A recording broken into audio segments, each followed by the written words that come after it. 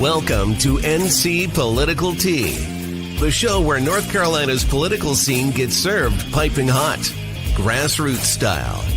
We're here to shake up the status quo with unapologetically conservative takes and a whole lot of Southern charm. From the halls of Congress to under the dome, we're exposing the deals, the drama, and the dirt that the mainstream media won't touch. Who's fighting for your freedom? Who's selling out to the woke mob? And who's about to get roasted? No fluff, no filters, and absolutely no time for spineless politics. Just bold Republican commentary, sharp analysis, and enough sass to make the left squirm. So grab your sweet tea or something stronger, and let's dive into the hottest headlines and juiciest scandals rocking the Tarheel state. This is NC Political Tea, where the truth always gets served. Yes, indeed. It always gets served. We're back. Bye. We're back, baby. We took a break. We got ourselves back in the shape we want to be in, and here we are again. That's right. Happy 2025, my dear. Happy New Year. Mazel tov. Oh, thank you. Thank you. How was your New Year? It was good. It was good. I had a great holiday. I got to go to AmFest out in Phoenix and hang out with a bunch of folks and get to see some good speakers and learn some things, which is always good. And then spent Christmas with the fam, and now here we are. Very nice. Nothing like getting pumped up after the election, right? Get pumped up and then get brought down on New Year's Day or New Year's Eve with all this stuff. But we'll get on to that. New intro. Everybody. We had to take the 2024 off of it. Had to revamp. We're going to be on more platforms. Right now, we're just on the X platform. But, Facebook, or Mark Zuckerberg came out today. He had a buff body, had his Jufro going, let his hair grow out, had a long statement that basically said the jury's in. X does it better than we do. We're going to stop censorship. We're going to try to go on the Facebook platform. We'll be on there later tonight and then tomorrow, still on YouTube. But I don't know. Do you believe him? No. No. And I think it's interesting that he picked Dana White to be on his board. I think this is just a way of trying to compete. I don't believe him in any way, shape, or form. And I'll give you my best example. If he really means it, then put Pam McNabb, Peyton's mom, who does nothing but circulate Peyton's content. Tell us who this is. Tell us more. Pam McNabb. Peyton McNabb is the young lady here in Western North Carolina who was hit in the head with a volleyball by a trans athlete and is permanently injured. And her mother is her biggest advocate, and she just was reposting something on Facebook and got permanently deleted. So if you really use it, bring it back. Yeah, I haven't used it in forever because, I've been shadow banned, and so there's nothing like telling creators like us, come create your product, etc., and then you get the rug pulled out from under you. So all that is to say, guys, you can find this as of later tonight on Margot's page. You can find it on my Facebook page, Sloan Rackmith, and we're going to give it a whirl. We're going to create an NC Political Tea Facebook page just to beta test it and see if they're going to ban us. Because if they'll ban anyone, it's going to be us. We're going to take him to the test, aren't we? We're going to take him to task. Yeah. We're going to put it to the stress test. So let's get right at the point with what's going on right now. We had some great victories in the state.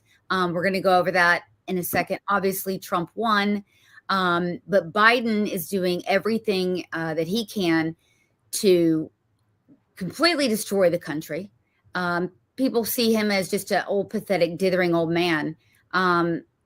He's Satan incarnate. It's really scary. I think all of us are waiting for the next shoe to drop every day just to see what he does, from crowning Hillary with some medal, which now he's really made these presidential medals medals of freedom. He's made them worthless when you look at who he's offered them to. And I think, honestly, what we've learned through this last 4 years and what we've been through is we put too much emphasis on reward. That's a great take, and not on merit. Correct. And I think the Democrats will, I mean, they have beclowned and besmirched every institution. That includes, I mean, the Pulitzer Prizes are total shit. The Nobel Peace Prize. I mean, whatever it is, if leftists are in charge of, the worst, most heinous people on the face of the earth will be awarded those things. So it's not surprising that we saw people like, and we'll get to that, like George Soros, I think got one. Hillary Clinton got one. Let's go ahead and put that up. Actually, one of our good buddies got one. Do you remember the guy? What was his name? Chef. Oh, guy. Is that Jewel or whatever his name is? Right. This grifter. The guy who hangs out with terrorists. That doesn't everyone these days, if you're a Democrat, after all. So this guy does for sure. Yeah, this guy, I think it was Obama's chef, the one that actually survived, and Harris's chef. And chef. Right, and we caught him grifting during the election, during the storm in Asheville, and doing some absolute BS tweeting saying that FEMA's here, they're doing a wonderful job, and just misinformation, disinformation. So he got a Nobel Peace Prize. This Satanist, this utter POS that stole from Holocaust victims. You gotta get that off the screen. I feel like I'm looking at Jimmy Carter. I'm just kidding. You know what I mean? How they look so terrible. They are. This is not a man who's aged gracefully. This is Satan, and his counterpart, and his wife. Yeah, right. Wait, look at her ears. Does she truly have her ear gauges in? I'm not seeing what you're saying. Maybe they're just big earrings. I'm not. Yeah, I'm not saying. And then this total clown. Who is this guy? Bill Nye, who calls himself the science guy, although his really what he did is he made training videos at Boeing. That was his big shtick. And then he did go to Cornell. I will give him some credit for going to a good school, but he was never really a science guy. Well, Cornell's not a real Ivy. A published, scientist. He's just a guy he's the Mr. Rogers of science. Well, he's an incredible leftist. Yeah, he also got caught chasing his girlfriend in his underwear once when he was going after her in the front yard. True story. Yeah. Weirdos, all weirdos.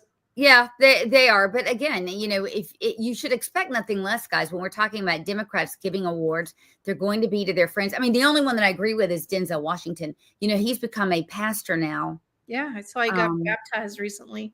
Yeah, there's a couple of them that I agree with. I think Magic Johnson, I know what people think, he's a leftist, etc. Hell of a player. And listen, he left, the basketball, went in and became an entrepreneur, survived a disease that almost no one survives magically because he's Magic Johnson. He had HIV. His Johnson is magic, I guess. Sorry. Listen, he's done good things for young people too. I mean, he's done a lot in LA, and so there's a couple, but again, when leftists are in charge of anything, it typically goes south very quickly and deadly. So what Biden has done that's extremely dangerous is he's let out 11 terrorists. Keeping he lets out 11 terrorists, and at the same time takes out warrants for 200 J6ers. Exactly. So we have an Islamic terror attack, as we knew would be coming, sadly, on the New Year's Eve in New Orleans. An Islamist who's dedicated himself to doing this. And then Biden turns right around and cedes the battlefield, guys. That means he makes it easier. He sends the message that it's okay to do this. And by the way, the recidivism rate for terrorists, we know this from Israel, is 100%. Sinwar was released, and actually the Israelis, helped him with his cancer, rehabilitated him in prison, got out, and he did October 7th. What you're looking at now is this guy is Al-Kamimi, bragged that he could raise $100,000 in the U.S. at any mosque in 30 minutes. And Muslims could turn around and use that to bomb installations. By the way, innocent civilians, and a lot of them Muslims a lot of times in the U.S. This guy, very handsome devil, right? I can't pronounce his name. Probably Mohammed, vowed that if he were ever released, listen to me, guys, that he would kill Americans and come to America and fly another plane. Biden just released him to Oman, Jordan. Jordan is a hotbed of terrorism. Why would Jordan take them, though, Sloan? Why does Jordan take them? Jordan is a hotbed of terrorism. That's why they thrive on this. You're going to have some countries that will take them. You won't find Saudi Arabia taking them, very likely Egypt, Jordan, and Turkey in particular. I'm surprised they didn't take them. Qatar is always a top destination. So this guy, by the way, was released. He had foreknowledge of 9/11. He helped plan it. And he's recorded saying, remember the danger of the airports. If it comes off, it will be in all the world's papers. And there's literally, as Daniel Greenfield from Front Page Magazine points out, there's no terrorist that the Democrats don't love. That's true. They breed them. And homegrown. I mean, we know right here in North Carolina, in Charlotte, for sure, they're supporting terrorism. We do. And there have been governor's office. No, attorney general. Well, it was the governor's office. So we've got if you've been on my Twitter feed, you know that I've been raising hell. There's an Islamist, and I say that because she's from her Twitter feed. You can tell that she is observant to Islamist. And she has been posting, get this, guys, while our 2 American hostages from North Carolina, that would be Keith and Aviva Siegel, were being held by Hamas, very likely tortured. She was tweeting that Israel should not and does not deserve to defend itself and to find the hostages. She was working for Josh Stein. Now, don't let Josh Stein's religion fool you. There are left-wing Jews who don't like Jews and who prefer Islamists. Josh Stein's one of them. And that's really scary, though, because if we can pick up on that just on a Twitter feed and through her posts, what else is in the government that we don't know about? Our government, our state government. Well, we're going to do a little digging. I will tell you, neither Jeff Jackson nor Josh Stein has ever talked about Islamic terror. They have, I think Josh Stein maybe said one time in passing something about anti-Semitism. It's flat out not an issue. Therefore, if we're going to make it an issue, you better believe when you're planning terror attacks on our soil, at our universities, and we're paying for this for taxpayer dollars, we're going to have to do something. And we need to make sure North Carolinians are aware what's around them, all the way up here in Asheville even. You know, I had no idea that there were terrorists at this far up, but there are. Really? Yeah. They've been spotted in Asheville. I'm sure it's a migrating path, you know, between Charlotte and Asheville. The universities. Yeah, I'm sure it's the universities. But we're going to keep an eye on that. And I'm going to get to that at the end of the show. And I'm going to have a special show tomorrow night I'll tell you about with a former Muslim from Jordan, actually, who is going to talk to us about, and we all have this question, right? We have good Muslim people that we know. There are neighbors, there are coworkers, etc. What's the difference? Is there a difference, etc.? It's not a clash of religions. It's a clash of civilization, period. Well, I don't think true Muslims believe in killing people and raping children. I mean, I don't think all of them believe that. Do you? Of course not. No, of course not. No. And that's where I think what you're going to do tomorrow night is going to be really important. Yeah. Oh, absolutely. Just to give people a background and then to raise and to raise our awareness about where the Islamic threats are, because they are definitely here. Another thing that Biden did, and you know about this because somebody was released who murdered someone in Asheville in the Pisgah Forest. But Biden pardoned 39 felons on death row, and a lot of them were mass murderers. And these are the victims of one of these mass murders. I'm not putting the guy's face up, but there's a Soviet-born mobster named Uri Mikhail, and another one, Jurilis Kadovas. And what they would do is have this scam where they held wealthy people hostage bilked their family for cash and ended up killing the people anyway. So these are the victims, the innocent victims of one. Yeah, I mean, can you imagine what these family members are going through? It's horrible. The murder of these two little girls was on death row. Now he's not on death row. And the kicker is that Biden said the litmus test for him is if he can tell they're sorry. Oh, because he interviewed them all, right? Yeah. And then this is the young girl who was killed in the Pisgah Forest up in Asheville. And I think that guy went to Georgia too. He went on down to Georgia, or up from Georgia to the Pisgah Forest. Yeah. Well, this is what I don't get. He pardoned largely serial killers. Well, they don't see any, and I say they because, and let me say why I say they, because Roy Cooper did the same thing for 15 very brutal killers. Yeah. As a matter of fact, a couple of them, one of them had been in prison for murder prior to committing the second murder. One of them set a woman on fire, stole her after he raped her, stole her car, set her house on fire, robbed her, of course. They're all brutal murderers, all of them. 15 of them, he commuted their sentences. So, I mean, Democrats are soft on crime, period. I can pretty much say that across the board. The only exceptions seem to be Fetterman and the U.S. Senate, and then my crush, Richie Torres, who's talking very tough about New York. He needs to, because it needs some help. Yeah, I mean, look, enough is enough.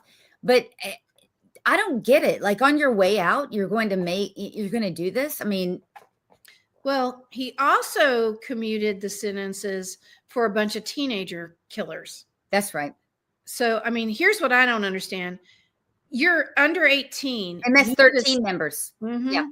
And you get a sentence for life or for death row, and they commute your sentence or they pardon you. He pardoned people. Well, yeah. And so this is an extension. I mean, I'd be remiss to say that we're in big trouble in this country for the next couple of weeks. God only knows what can happen. And I don't think at least our state's over it because Cooper's gone. Yeah. Yeah. Well, we've got a very liberal, a very far left governor. I mean, he's a Soros governor. Let's just put it to you that way. And Jeff Jackson's going to fall in line with him. He's going to do whatever he tells him to. Yeah. Yeah. Well, I'm sure. I have no doubt.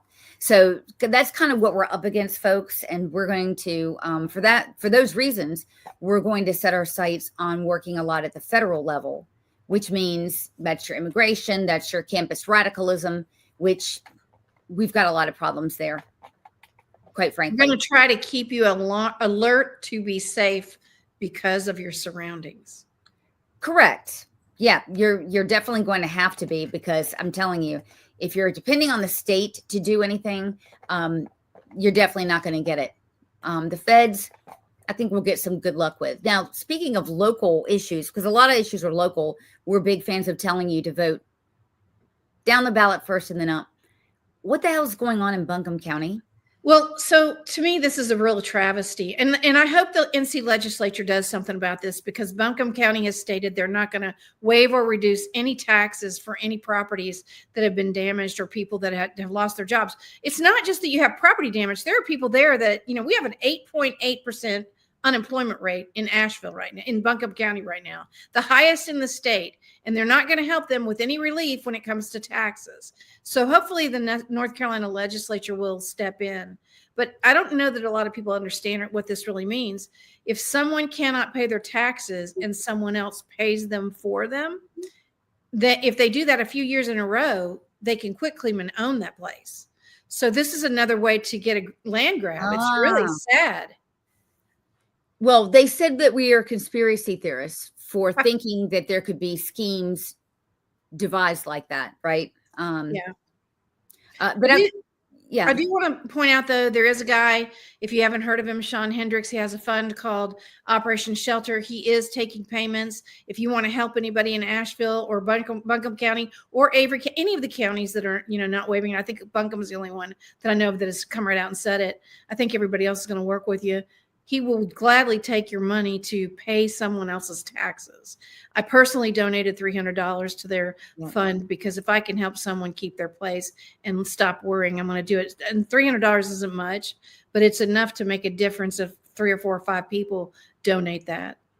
Well, this scheme is kind of like the scheme that they'll do in neighborhoods where they want to gentrify, right? They will take the taxes and say, okay, instead of, $2,000 a year, it's going to be $5,000 a year. And they drive lower income folks out of their home, out of or their natives, truly Yeah. natives. Yeah. I mean, if you do that in Hawaii, you drive the natives out of their homeland.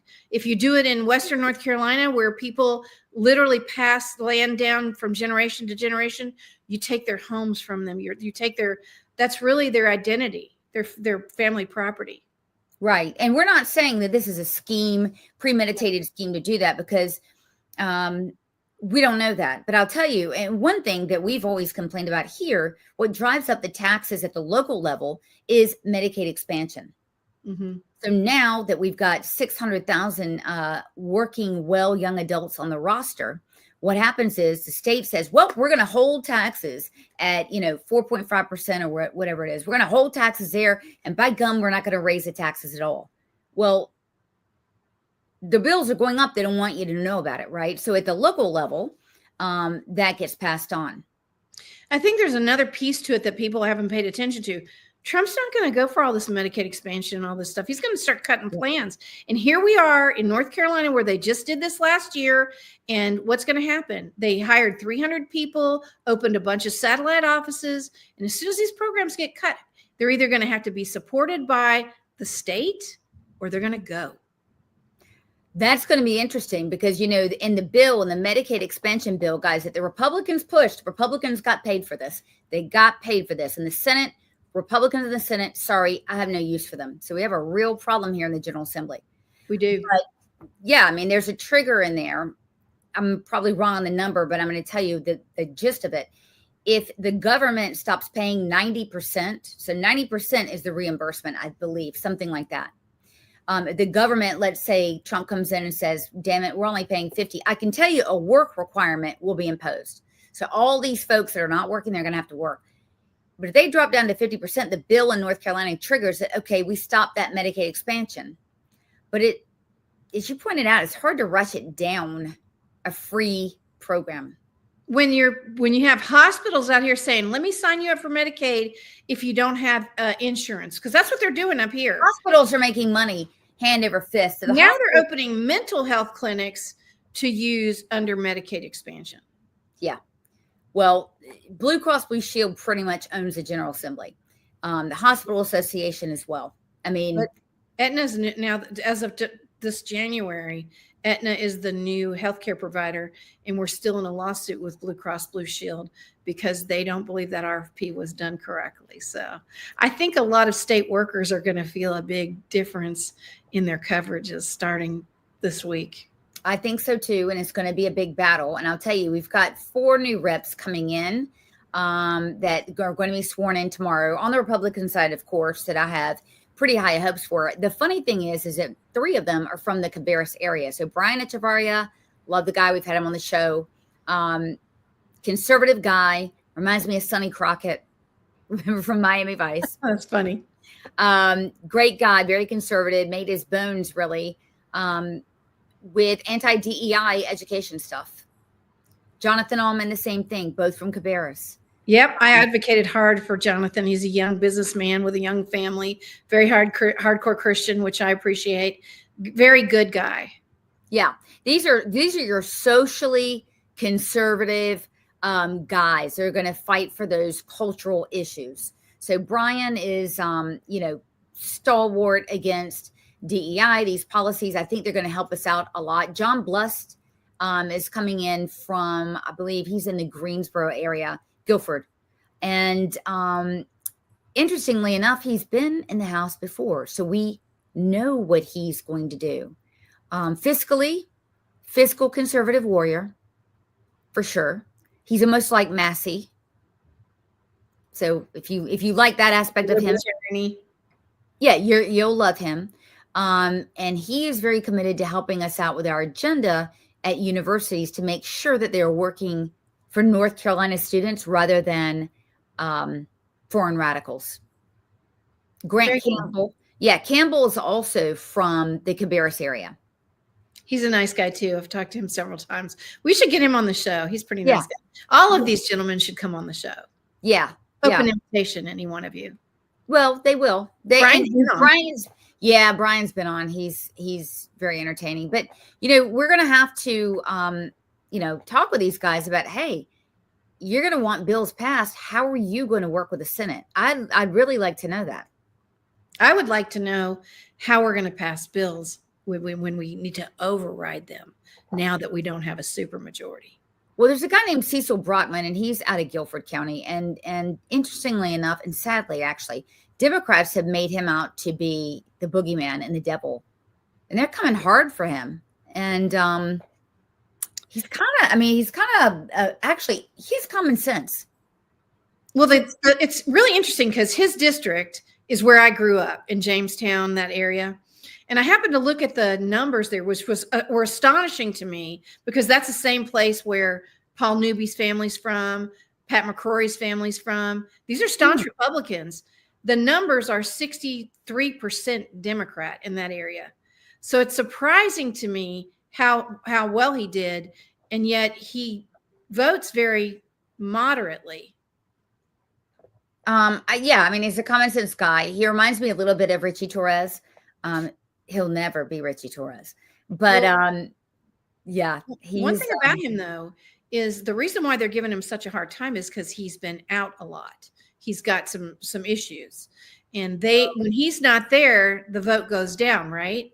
So on the Democrat side. So honestly, stay a Democrat. Well, no. This last veto override, they didn't need him at all. No, they didn't need him, but that's why the Democrats are giving him a hard time, is that he's not there when they need him. And my thing is, okay, good. We now have a lot of other things too. They don't like. I don't think they like the fact that he votes our way every now and then. Sometimes he does, but here's my bottom line. Now, because we don't have a supermajority, we've got to wait for people who go on vacation, are out sick, so that we actually can get the overrides done. And that's the dirty politics side that we saw during the budget a couple sessions ago. We're going to start seeing that again. Yeah. We lost our supermajority, guys. So it's going to be by one. There's going to be some battles. You can thank the people in District 1's NC GOP chair. Let's talk about that. So when we look at the congressional races, it was pretty predictable. There weren't really many surprises. District 13, where I am, we knew that Brad Knott was going to win just by the way the district was cut. But District 1, Don Davis, Lori Buckout, tell me what you think happened. Well, I think the Republicans shopped around for a candidate because they didn't like the candidate that they had. And they thought that if they got someone who was more like Greg Murphy, because he was the one that did the shopping, if they got someone like Greg Murphy, that they would be able to resonate. And here's the problem with that. First of all, you can't say you're a farmer if you're not a farmer. And that's what that district's all about. There's a lot of farming there. And you can't say you're a farmer if you're living in $1 million house or two on the water and you don't go connect with farmers. And Don Davis does a great job connecting with farmers in that area, and they backed him. But here's the thing. And he's also very moderate. But even Ryan Gradesky in his podcast said Don Davis is a moderate. But here's what's interesting. Lori Buckout did not do as well as Sandy Smith did in the prior race. So backing another horse in the race doesn't work out for you all the time. She actually did worse. So that district lost House member Frank Sussaman, who he was a freshman up in the Granville area. And that really hurt us. We should not have lost that. I'm telling you. So do you think it's possible that Lori's performance may have dragged him down? No, here's what I think happened, and I'll tell you why I don't think that. First of all, there's actually an oversight of 2 NCGOP districts that help each other right there in that little area. Well, the Harnett County people and the Roger Farina people did great. They did their part, but then there's Harvey's people over here, Harvey West, who's the NCGOP chair for District 1. All of his people did bad. So that's indicative of saying it's the district chair. It's he didn't get the vote out. He didn't do enough registration. He didn't do enough to pull it over the line, because Harnett County and that area did. Right. Well, guys, there's stages in the election, and when there's not an election going on, you want to do something called expand the electorate, which all that means is registering people to vote. Right. It's what it's all about. And is it fun? No, but it's a must. You have to expand your electorate. I mean, it makes sense. People die, people move. You can't keep pulling from the same thing, and you can't depend on the national campaign like Trump to register your voters. And so there's a lot of infighting in District 1. Harvey West is a very unliked person. He's volatile. Yeah. And so leadership comes from the top. If you believe that, then that theory bears out. But I will tell you one thing. The Democrats, and we've said this all along, they worked their ass off in Eastern North Carolina. They lived there. And I mean, not just the reps there. Their top of the ticket was there frequently. Harris, a lot of money there. The Council of State was there all the time. I mean, they went and they asked for the vote. So in other words, what I saw a lot of is we weren't pulling in the same direction. So the Council of State, people were saying, why didn't GOP go out, et cetera? The Council of State races, that's your auditor, your labor, your superintendent, your governor. They are competing with funds and fundraising. Listen to me. They compete directly with the House caucus, GOP caucus, and the Senate caucus. Those are your money makers. When you talk about the NCGOP, not a money facet. So take that out. So you've got the House caucus and Senate that raises millions to keep that supermajority, right? And they look at it as siphoning money off of their efforts when the Council of State is raising money from the same well. Correct. So Council of State races, if candidates don't have PACs to depend upon, and many of them didn't, that is going to put them in jeopardy. So, I split with everyone else, blaming everything on the GOP, right? It's not just the GOP. Well, yes, right. We know that. But I want to tell you why I think that. Again, it all comes down to money. We had a couple of candidates on the Council of State that did not bring in your own money. And I'm telling you something, when you don't bring in your own money, it's kind of like I've run startups. I put in my own money because then somebody will donate and say, this guy believes in themselves, right? You're coming in there with a shirt off your back saying, hey, I'm putting my name on the ballot, I'm running. That is not the way to do it. And we had that. They were not professional. No, and I have to say, in the defense of the candidates, one thing I think that we don't do well in North Carolina is really help candidates understand what they need to do to get to the next level. No, as an NCGOP, there can be some boot camps. We could do some more to help them, or their volunteers, or their fundraisers. I'm going to push back because here's what I see. There are candidates that you can give them all the help that they want. True. And if they do not want help, then you are, as a consultant, screwed. And I believe you because you know that for a fact. I've also seen candidates that, they're right all over the road, but they're always at the GOP. You already know you're getting their votes. Why are you going there? You're supposed to be going there. Why am I always by the refrigerator when I work from home? It's my comfort zone. Stop. Right? Slow. Look, here's what I would say. I would say that funding is the big deal. And those candidates who do not understand the funding are going to be very disappointed. You want to secure all that stuff a year before you run. You really do. And you want to secure, and I'm sorry, but the reason why a candidate needs to bring money in from out of state, at least on our side, the Democrats already know this. Do it.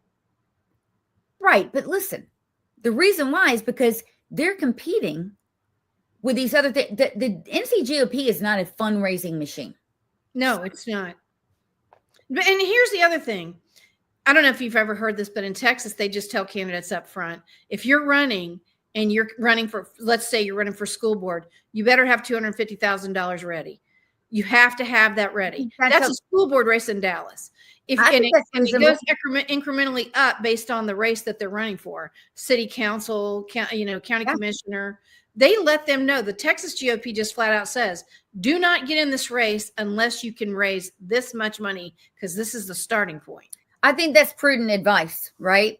I think that's very prudent advice. I mean, to do what I was able to do, running a campaign, taking out an incumbent, et cetera, with no money, it just doesn't happen. And it certainly won't happen for the next phase.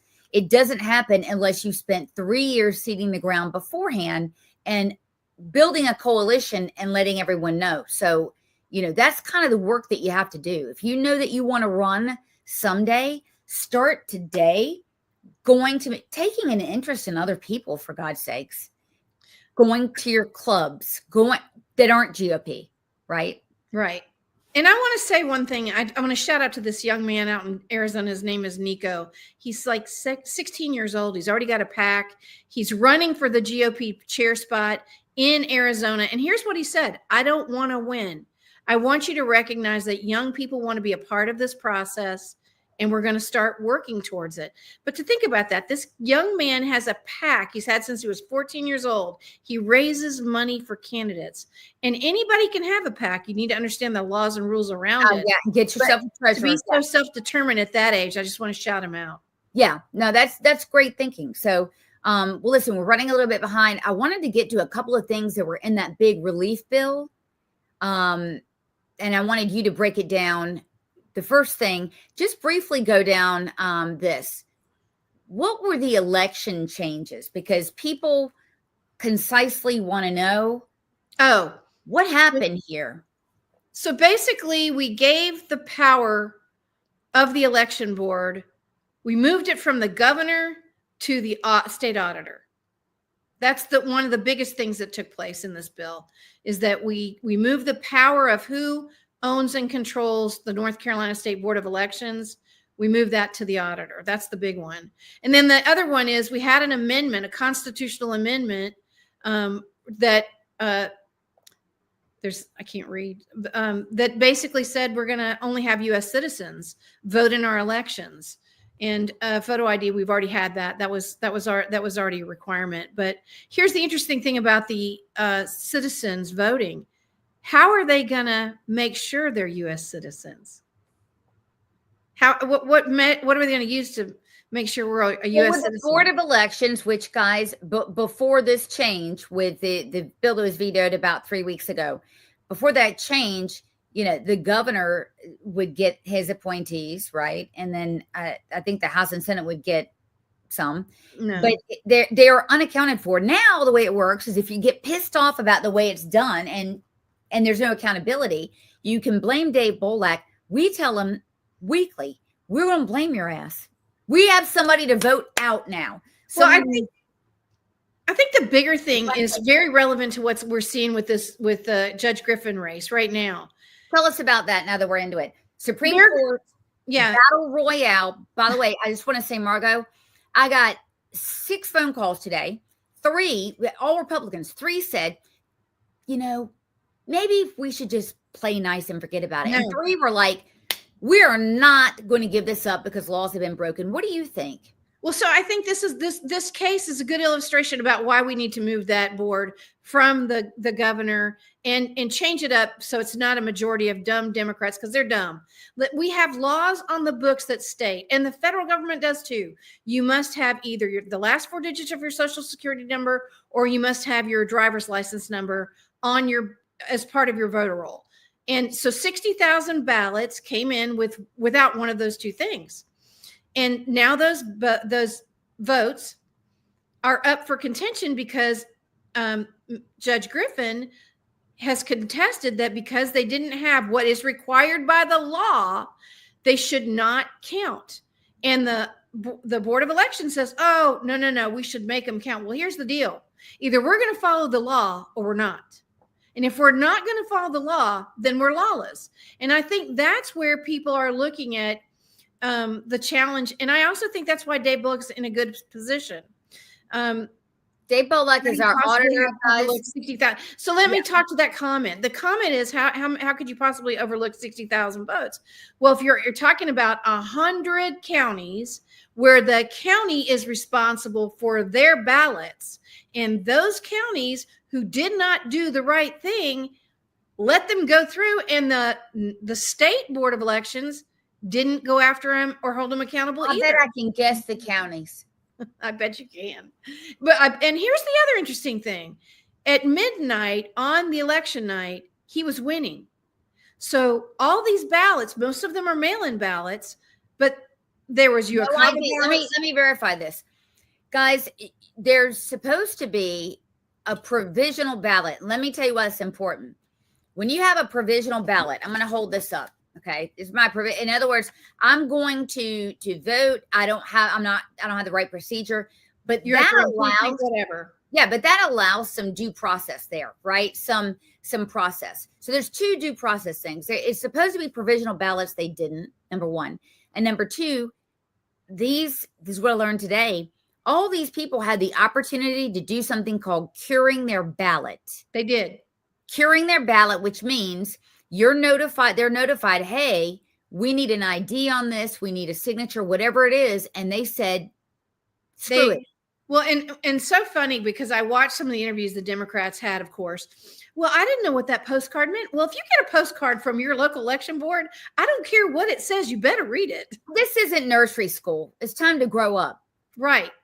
Right. So here's the big thing. So in other words, I don't want to hear my vote doesn't count because you got something in the mail that says your vote counts if you come in and fix it. Finish the job. Right. And here's the other part. Even after that, the GOP, we had people out chasing ballots to help these people. So it wasn't just like they got a postcard. There were actually people in every county calling, going, hey, you need to come in and cure your ballot. So I don't have any sympathy for Miss Riggs. I just don't. So, you're either going to follow the law or we're lawless. Yeah. And for a judge to be advocating the law to be set aside so she can win, it's unseemly. Right. It's just unseemly, but it's part and parcel of what she's done. She's advocated for political things on the bench. You're not supposed to do that. She doesn't do it. We need the law followed. Let me tell you. So where it is now is the Supreme Court has issued a stay.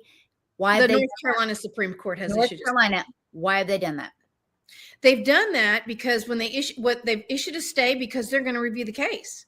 And there was only one dissenter. And of course, she was the Democrat, Ms. Earl, on the bench. So here's what's going to happen, y'all. I believe there are people on our North Carolina Supreme Court that realize that we need to follow the law. They may tick a lot of people off, but here's what the truth is. They're going to follow the law and they don't care what you think. And you can't just get them off. They're going to do what we passed as legislation and the federal laws say. That's what That's what a constitutionalist does. Last time I checked, and that's what we. I'm not in the camp with those three people that called you that said we just need to let it go. No, we don't. Yeah, and by the way, why are you calling me? Because they know I'm going to talk about it. All right, so here's a couple of other things that were in the law that you may not have known. So check this out.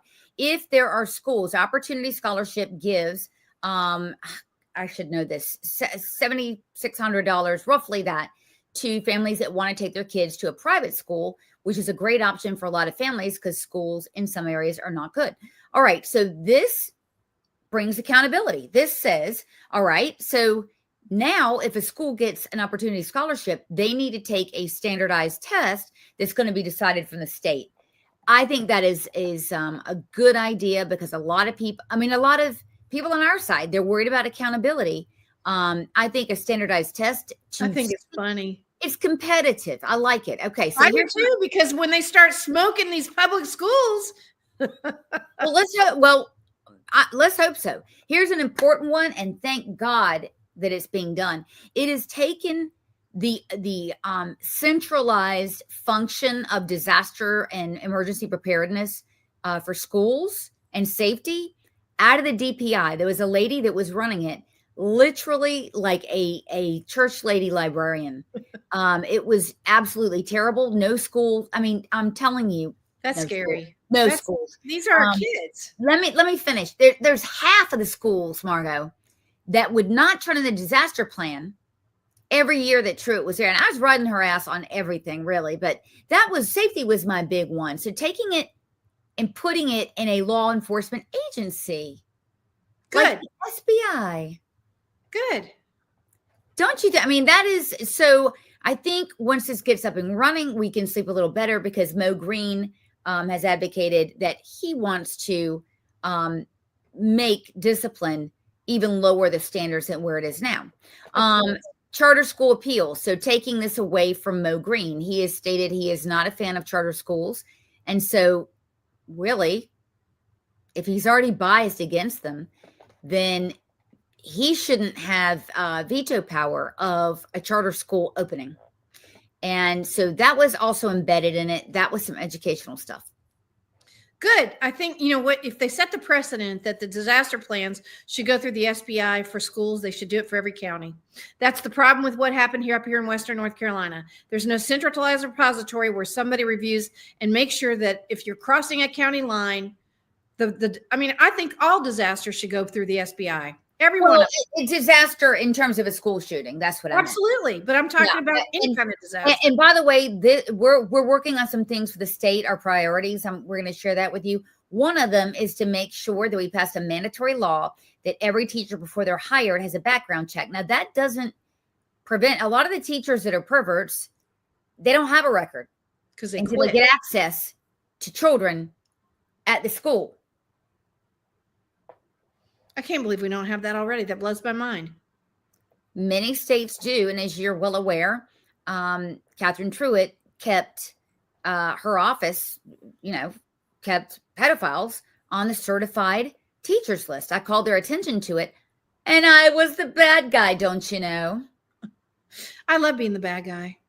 If we're doing the right thing, how can you be the bad guy? Telling the truth wear it well. Telling the truth is an absolute defense. Yeah. Believe me, we know. So yeah, I mean, we would have sex offenders who were on there. Even Catherine Truett even told us, and this is why I was so hell bent on taking her out, is that she would say, "Oh, everyone is. I mean, the guys have been arrested, admitted it, gave up their licenses, and everyone has a right to due process. Really, even after they voluntarily given up their license already." This is crazy talk. Yeah. She was a danger. And by the way, I don't expect her to be a whole hell of a lot different than Mo. So you're going to see the same. Yeah, you're going to see the same things. Okay. So this is our delegation up in Congress. We've got some expectations. We got some new guys there. So Pastor Mark Harris, I had very high hopes for. I have very high hopes for. And it's just because I'm biased and I know them. I want to see Addison McDowell do something because Mark Walker walked away from that race and he could have won it. So Addison McDowell has brought in yourself. He's brought in some good people and he's made some good promises. But I can tell you what, we want our team is going to be working a little less with North Carolina K through 12. So I just want to announce that. We're going to move on to the national security threat that is our college campuses. Absolutely. We have good information that very dangerous things are going on there that we're paying for. It's getting in the way of our students' learning, and we're going to need to go. And on immigration, mass immigration, or mass deportation. Mass deportation. Sorry, somebody's going to clip that and maybe the next Kamala Harris, for Christ's sake. Yeah. Well, we have a lot of people that are actually teaching our children hate in universities that shouldn't even be in universities. Well, they shouldn't, and we shouldn't be paying for it. Why are we paying for this? Why? And everyone wants to know why. A lot of people don't have college degrees. Then they start making money. Let's just talk about one example. Can we talk about that gentleman at UNC? Because here's what I want to say. Do you know how hard it is to get into UNC? Okay. Yeah, tell us a little bit on the acceptance rates. I don't know, but it's one of the best public schools. It is one of the best public schools. I think it's 1 in 10 in North Carolina even gets reviewed.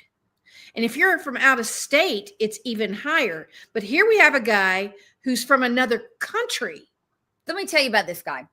This guy is the head of the student union, okay, a grad student from Jordan. Hates America, hates Jews, has made it clear. He terrorizes professors. How do I know? I've had several leftist professors who call me and say, I don't really like you, but thank God for you that you're shedding light. This guy literally terrorizes the hell out of students. I've talked to dozens of them, professors. This son of a bitch. Yeah, this son of a bitch put together a vote, harassed people to have a vote for the student union, a vote of no confidence for our brand new Chancellor Lee Roberts. Had a vote of no confidence. I don't know that that's happened in recent memory on the day the guy was installed. The guy is an Islamic subversive from Jordan. He's here at the pleasure, I would imagine, of an F1 visa. I don't know if he's a naturalized citizen, but even if he is, he's breaking the Immigration and Naturalization Act. And you may say, Sloan, what do you mean? He leads Student for Justice for Palestine, which is a terrorist group. And check out what he's doing, what he does to people. Putting his hands on people. Supports Islamic terror. Yes, I've used some salty language. This guy from Jordan is able to go over there and assault Americans, intimidate the hell out of Americans, be they professors or our young men and women over there, or North Carolinians. Let's just put it where it is. You come from another country and you harass people from the state you're a guest in, and the country you're a guest in. Now, yeah, absolutely. So he was being investigated for this. This is the handiwork of them. Is this at the ROTC building? It is. It is. And by the way, this is pretty routine. This vandalism at our crown jewel education, oldest school in America. Yeah, our crown jewel of our university education system, writing this shit. Public school. Yeah, I mean, he's being the papers reported that I think he's being looked at. This is what they build.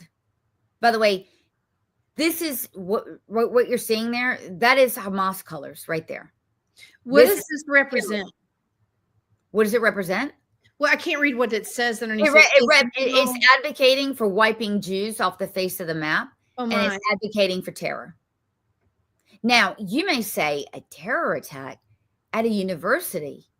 Well, yes, sadly, in 2006, this Islamic guy, and he did it in the name of Allah, he rented a Jeep, sound familiar? Rented a Jeep for the specific purpose of running down and killing as many students as he could, and ran over 9 students and got 33 years in jail. And don't tell me that Islamic terrorism can't happen at UNC. By the way, these pictures are taken either in Charlotte, Fayetteville, or Greensboro. Okay. These are the pictures that we've gathered. These are, this is in North Carolina. Mass deportations now. This is not allowed. Yeah. This is a threat. Well, Sloan, we're getting toward the end, but I want to talk about one thing for a second that you really haven't said. And that is, can you talk about what that guy's wearing on his head and what it means? Because I don't think a lot of people understand that. You do because you're Jewish. I'm not. You had to educate me on this. I really think people need to understand what that means. I'm so glad you brought that up. And by the way, it's not just because I'm Jewish. A lot of Jewish people, they may not know. And sadly, and we've talked about this, some are sympathetic to it. A lot of people, we know what it's like in the GOP. Some GOP are sympathetic to not being liked. It's no different, right? By the way, we're having a show tomorrow night at 8 with a former Muslim who is an expert at all this stuff, and I want him to explain. So you're seeing, this is a good example. Do you see the guy, the scumbag really on the right? He's wearing a red keffiyeh. A keffiyeh is a swastika. Okay. And you're seeing the animal on the left wearing a black one. A black one was popularized by the PLO. Now, Bedouins wore it, you know, in the desert years ago. Yasser Arafat, once he started the PLO, he made it a thing, right? I mean, that's like that's like the swastika. Okay. It was a Hindu symbol until it was repurposed into something else. And when you see a red one, and you won't see them very often, that's a Jordanian. So the idea the Jordanians have their own versus everyone else? Yes. And now let's go right back to talking about the 11 terrorists that Biden is releasing to Jordan, who's taking them. You see? Yes, I do see. Sadly, I do see. And can they wear those when they're in Jordan? You know what? It's almost like you're reading my mind. I'm going to tell you this. If you wear a keffiyeh in Egypt as a woman, sadly, you will be beaten. Okay, that the keffiyeh is that black and white or red fishnet pattern, very distinctive. If you wear a keffiyeh in Saudi Arabia, you will be deported. Okay, if you wear it in Egypt, you very likely will face penalties. And why is that? Because Arabs know this. Arab nations know something very well. They know that when you're advocating for Palestine, it's really a faux argument. You are advocating for bringing down a country. The last thing they want is another Arab Spring, these Arab leaders. So they know that this is just a pretext for bringing down a country and revolution. They understand that. And that's why you saw no Arab nation willing to take in any Gazans. None. Well, I kind of want to talk about how that affects people in America because, you know, I'm in the airport in Michigan. You see it a lot. But then you could see it at a grocery store and try to tell other people, and it could cause you problems. Yeah. So just be careful. Be careful what you... People are not educated. They don't understand what that means. I didn't understand what it means. I never knew until Sloan educated me on it. Well, we know what a keffiyeh, we all know what a black keffiyeh is because we've been seeing them. I mean, these assholes are teaching us what it means. Right. We can't go to a parade without seeing it. You can't get on an airplane. We can't watch a football game. Yesterday, if you're in New York, you can't go to the hospital without seeing it. It's not my fault they exist. These guys are showing you what a keffiyeh means. They're telling you who they are. They want to take over this country, period, point blank. I'm not saying it. They are. True. What a great way to kind of segue into tomorrow's show. Educate people. Tomorrow at 8 o'clock. Yeah. And I got to tell you what, Margot and I really believe what we're going to do in 2025. We're going to go all in and we're going to report things that people are not going to have, quite frankly, the stones to report. There's a lot. There's a lot of it. There's a lot. But I think we're going to go into what's called the blue ocean. And that is going where others are not. So tomorrow night, Dan Barami, he's a director at New Nation. Let me tell you about a brave guy. When you are an apostate in the Muslim community, you have a very difficult road. So tomorrow night on our X channels, on NC Political T, on yours, if you let me, and on mine, going to be and we're going to do reruns and we're going to invite questions. He's going to tell you where the Palestinian flag comes from. He's going to tell you that, the difference, and the goal is to be, the goal is a bridging to understanding. Seasoned journalist, 39 years in the business. Friend Jake Novak. Our friend Jake Novak will be here on Thursday, getting into a little bit of just kind of, what all this means for North Carolina. I don't think you guys know the threat that's here within, but North Carolina is an incubator for this stuff. Well, I can't wait to have Jake on the show. He gets on Punch Bowl every day almost, and he talks about the things that we all want to talk about. But the other thing that Jake does is he's very insightful on if there's a movie or a book that you want to know about a subject, he knows it.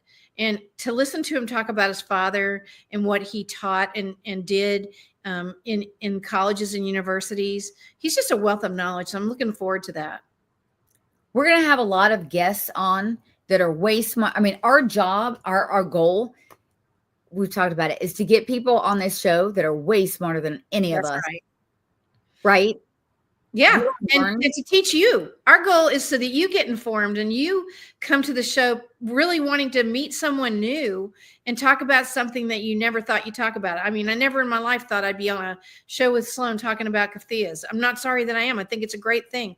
I want children to understand what that means, because it's not just about Sloan and I. It's about the average everyday American who goes in a grocery store and doesn't know what that means until they see it. Right. And I want you to know my goal is not to adrenalize people against any particular person. Look, I'm a Jew, and I've endured incredible anti-Semitism, especially since October 7th. The last thing that I want to foster is that towards anyone for any reason. We need to bridge our understanding and our awareness, period. That is the goal with everyone. And by the way, even with Democrats, even with people that think differently than us, it's time to stop, looking at people as the enemy. And once we actually understand where they're coming from, I mean, we are never going to agree with them. It makes us better able to have less fear and to be assertive. You don't have to agree with them to understand their position. Yes. Yeah. And you become a lot more relaxed. I'm not saying it is. Like, I mean, I'm nonplussed by most of the. Mario, you can tell people. She'll call me and say, "Oh my God, I can't believe." I'm like, yeah. I mean, I'm not very unemotional. I mean, it makes me look really emotional. Yeah, I get fired up, but yeah, sometimes it's performative. But yeah, I mean, once you understand all this stuff, and that's our goal, to bring this to you. And by the way, we are a sponge. We're going to soak up everything that you guys want. We're going to do spaces too. Yes, we're going to have Roxanne. We will have Roxanne Wetzel on. Erica, we're going to talk about GOP and how the GOP and what's coming up in the next 3 months. We'll have conventions by the end of March. Every different county is going and announcing them. So we'll have Roxanne on. Roxanne Wetzel will talk about that and what that means and how you can participate. It's good to see you, Brent, from Canada. And Brent, the question is, who doesn't love Margot? I did see Derek Evans in there, and I want to make sure and say a shout out to him because I'd love to have him on. He's a J6er, lives in West Virginia, running for a race. If you don't know it, I went to West Virginia University, so I always have to shout out for the Mountaineers. Hey, listen, family lives in West Virginia. I was there last week.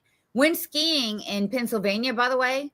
Let me tell you something. I didn't fall because my ego was too big. Do you know how hard it is skiing on sheer ice and not? Didn't I tell you? Why are you guys going there? Didn't I say that?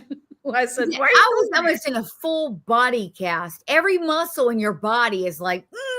You're lucky you still have ankles, because I mean, I have cracked my legs on those. It's not easy. Yeah, it's not easy. But listen, we love you guys. We're here for you. We're serving you. Let us know. Good, bad, the ugly. And we're going to start our Thursday at 8 p.m. We're back on our regular schedule, Tuesday and Thursday, 8 p.m. We're not going to do Saturdays until it's election season. So you got a good year off. Damn. Okay, good. But Friday nights, we're going to do spaces. I think we're going to start. Absolutely. We'll do some spaces. Okay. Well, and I think 9:00 is a good time. Absolutely. Join me tomorrow at 8:00. What else did I want to say? I think we're done. And by the way, I dressed up for you. I know. I dressed up for you, Nordstrom's. Thank you. Hey, listen, You did. We're on Spotify now, right? Are we on iHeartRadio too? Where else are we? You're working me harder than a Hebrew slave, honey. I think I'll have it all up tomorrow. But it's all getting kicked off. But the goal is to have us on podcast, at least on 2 networks, so that you can pop it in. Okay. If you're vacuuming, doing whatever, like I do, and you listen to it, that's the goal. That's awesome. I have to thank Sloan. She's done all the hard work like that. I really do appreciate her. And we're really excited about this year's lineup. We've got a lot of people that have already said they're coming on. We're not going to tell you who, but we'll see you soon. Listen, we got people calling us and wanting to be That's on. true. Thanks, Man. Sloan. Okay, well, check out my outro, because here's our brand new outro. And then, by the way, if you don't like it, wait a week. Don't say anything to Sloan. Don't say anything, because it's been hours. Okay? Love you guys. Here's our outro. That's a wrap on today's NC Political Tea. We hope you're leaving sharper, spicier, and ready to take on the political craziness in the Tarheel state. If you loved what you heard, or even if it made you mad, don't forget to subscribe, leave a review, and share this show with your friends, family, and that one coworker who just needs the truth. Follow us on social media to stay in the loop and get your daily dose of conservative fire. And remember, here in North Carolina, the grassroots grows stronger when we stand together. Until next time, keep the faith, keep up the fight, and don't let the left water down your tea. This is NC Political Tea, where we spill it like it is.